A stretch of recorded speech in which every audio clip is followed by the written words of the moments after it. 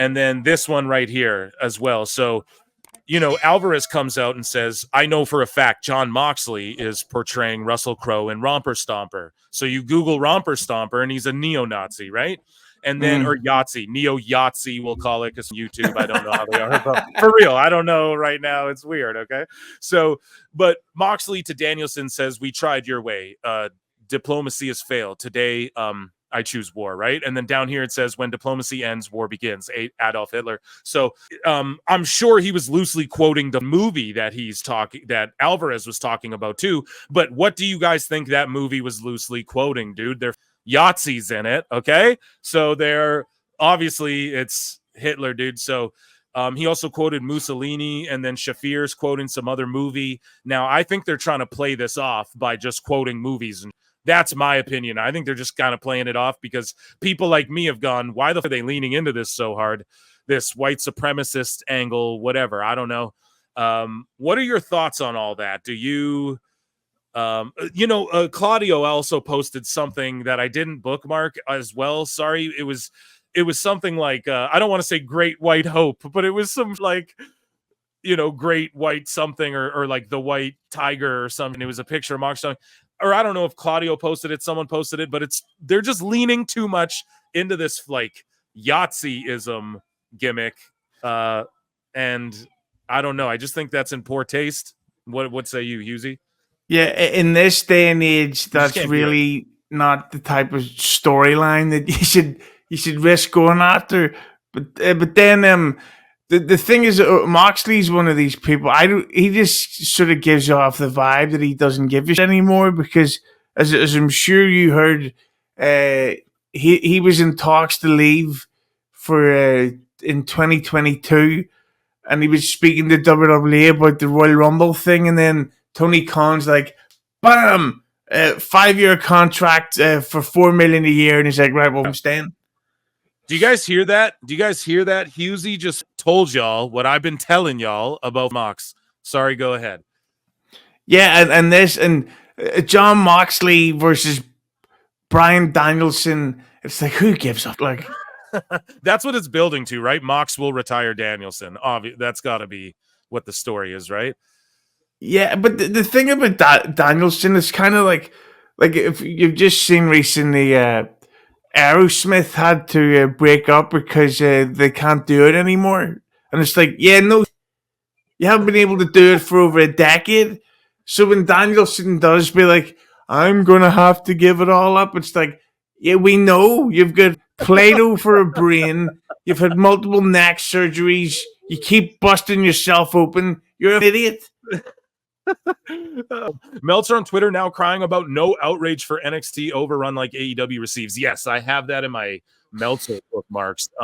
But he's just as bad as anyone for these tribal attitudes. Yeah, he's one of the people who have galvanized that whole subsection of weirdos. He's helped like empower them, I feel like. But he's supposed to be a journalist and above it all. And my quote tweet to Meltzer saying, oh, why is no one crying about the overruns? It's like, bro, ask Brian Alvarez, your co-host, who's the one complaining to you about it on the show. You know what I'm saying? Like, he's on the show. They're arguing infamously. I clip it every time because I love reacting to it. And it's your boy Alvarez is the one yelling about it more than anyone. I didn't see anyone complain about an NXT or SmackDown overrun, nor would anybody. WWE's hot. Yeah. I just think that the way Meltzer reacts like that, like he might as well just tweet it from the AEW account. Yeah. But because it's like, Dave, shut up. Your face has more warts than Motley Crue's dick in the 80s. You talk like you have a lozenge in your mouth at all times. You have mental issues going on. You have to shut up about fan complaints. That's not your job. You have to report the news, not the fans. Yeah, that's my job, bro. You taking Phil Mark's job over here now. Taking everything I work for him. Jesus. I call Jon Moxley team the Whippersnappers. Yeah, we called them the Bumbleclot Club back in the day. But they're kind of broken up now. But yeah, the Whippersnappers. Unless that's a Romper Stomper reference, I don't understand. It's weird too. It's like you'd think you'd pick the good Yahtzee movie, like American History X or whatever, not the one nobody's ever seen before. Maybe that's how they turn him face, where Moxley's backstage in the showers, and his faction turns against him, and shall we say, his ricochet hole gets left busted open. You what? Yeah, that's what Moxley has to do left. He has to do the blade job on his own arse. It's the only place he left to cut. Yeah, I just think it's weird, dude. And then they did like the Jewish roll of quarters thing, which I think people kind of blew out of proportion, but at the same time, it was weird to like write his name on it. And it was like, goddamn, after he gave that promo about having coins thrown at him, and then you sock him with a thing of coins, and it's like, was that intentional? I don't know. I don't know. It just seems the creative minds back there, Tony Khan, cough, people can't tell him no, or they don't want to, or whatever. I don't know what it is. He okays dumb. Like, you need a good filter too. I get it. A lot of these people have creative freedom, so they come to you with some of this stuff. You got to like monitor it and still, if you're the guy, in charge of everything, but it just doesn't seem. Speaking of Tony Khan, Tony Khan has not had any interest in bringing Matt Riddle to AEW, especially over the last number of years. Oh, you porn stars, we're not into that. Oh, if I said corn as well, it's YouTube, goddammit. But sources within Impact are hopeful Riddle can appear in the company. What do you think of Riddle, dude? I think he was great. I really liked him, but I was told by a source that that's not a gimmick. He actually is exactly like that at all times. Yeah. So you could kind of understand why he may, get a bit of a reputation, because that could get annoying really quickly. Yeah. The other thing too is he's always, it came out again that he rubs someone the wrong way, saying like he could beat up Roman Reigns or something. And it's like, my thing with Riddle's like, bro, we know. Everyone knows you could beat them up for real. You don't got to go around telling everyone. Obviously, it's going to piss them off. People don't want to be around people like that. So it's like, yeah, I don't know. Like, I think he's a sweet dude. I'm a huge fan of his. And like, yeah, I see him like wrestling in people's backyards for their birthday parties, and right now he's doing the damn thing. He's out there. So I don't know. I always appreciate one of the guys on the road just grinding it and embracing the grind, bruv. But Riddle is. Someone said in the chat there, I see, like, how bad do you have to be if AEW won't take you? It's like, yeah, I think Tony Khan fears him. It's funny too, because Khan's a notorious partier. You'd think they'd want to link up, or maybe throws notorious parties. I guess you'd think they want to link up, but he's like, dude, that Riddle guy's too crazy. I guess I don't know. But the thing that's interesting is that allegedly, Matt Riddle and Damian Priest were like big party guys. Yeah. Back when, which is what got them in trouble that time. Yeah. So of course, one of them completely cleaned up their act and went on to become, pushed to the top into the main events, while another guy is working at the mid card of NWA. Yeah. But I don't think he's totally done, because he was a big Triple H project in NXT, and with Randy Orton, I think we'll probably see Riddle back as long as he can have at least 6 months with no controversy. In the WWE, you think he'll be back for sure? I think it's possible. And plus, wouldn't it be interesting if TKO brought him back? And I don't know how he is physically, and he could be their first crossover guy who does UFC and WWE.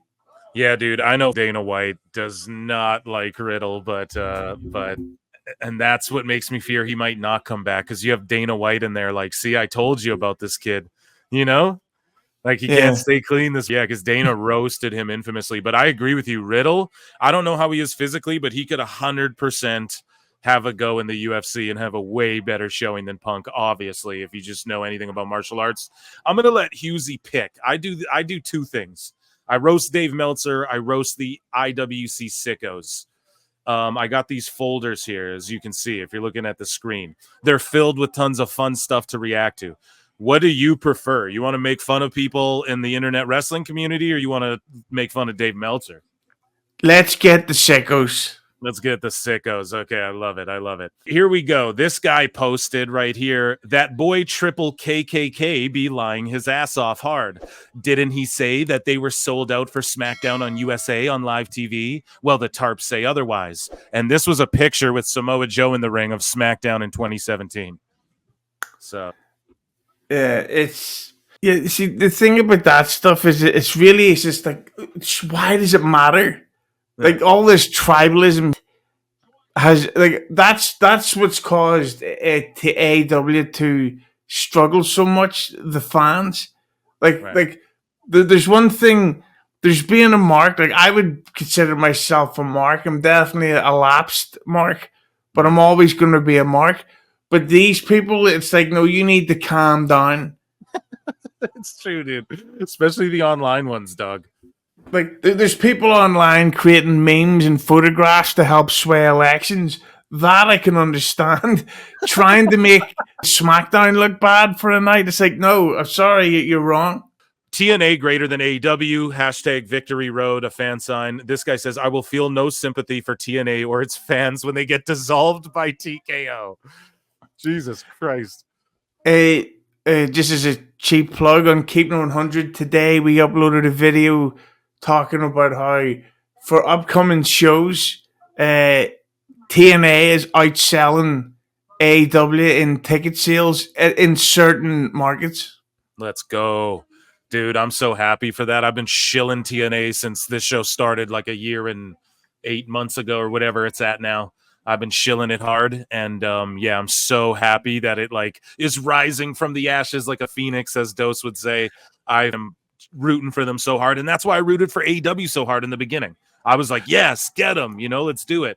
But now it's like, dude, you have billions of dollars, and you're just like flushing money down the toilet and are a baby about you. You know what I mean? You poke the bear, then cry when you get bit. It's crazy.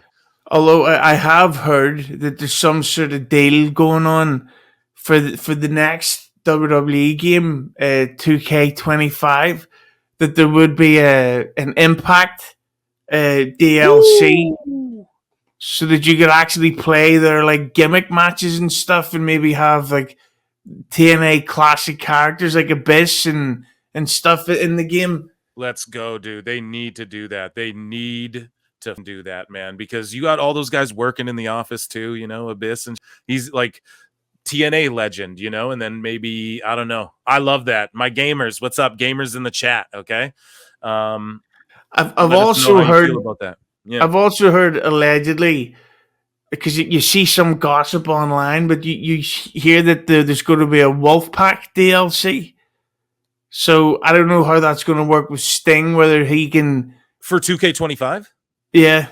Well, I've said it on the show 100,000 times. Sting has a Legends deal with WWE this entire time that he's been signed to AEW. Just the thing is they don't use it. They can, and they have actually. While he was in AEW, they had this game coming out, and they released his character for this game. And he's had a Legends deal with them the whole time. They just opt out of using him in anything because he's on AEW TV. Now that he's not actively on their TV all the time, I could totally see them throwing him back in the next game. 100%. If they're doing a Wolfpack thing, you got to include Sting, Yeah, and especially because I think Lex Luger's going into the 2K24 game before the end of the year. He is, yeah. So then all they've got to sign is a little guy with a beautiful face called Conan. Chat, let's go. Here we go. Sorry, go ahead, Easy. That's it. I was just saying that I think he's very attractive. Yeah, okay. Yeah, fair enough, man. And shout out K100, shout out Conan, and Disco, of course. Yeah, with the 2K thing too, I heard that they are signing up that there could be like a Legends separate game or like a Legends. They're signing up these Legends and like scanning them. You know what I'm saying? So like, they just signed Victoria or that manager Estrada, right? Like they're scanning them for future toys, video games, all that type of. So I don't know, man. That could be really cool too if like a 2K Legends game came out or something like that. I don't know. That would be good. And of course, Victoria was also had a leaked video. My chat didn't know about that. I brought it up on the show, and everyone was like, "Wait, Phil, where do you watch this?" So I'm like, "Hey, man, go find. Just Google it. You'll find it. It came out, dude."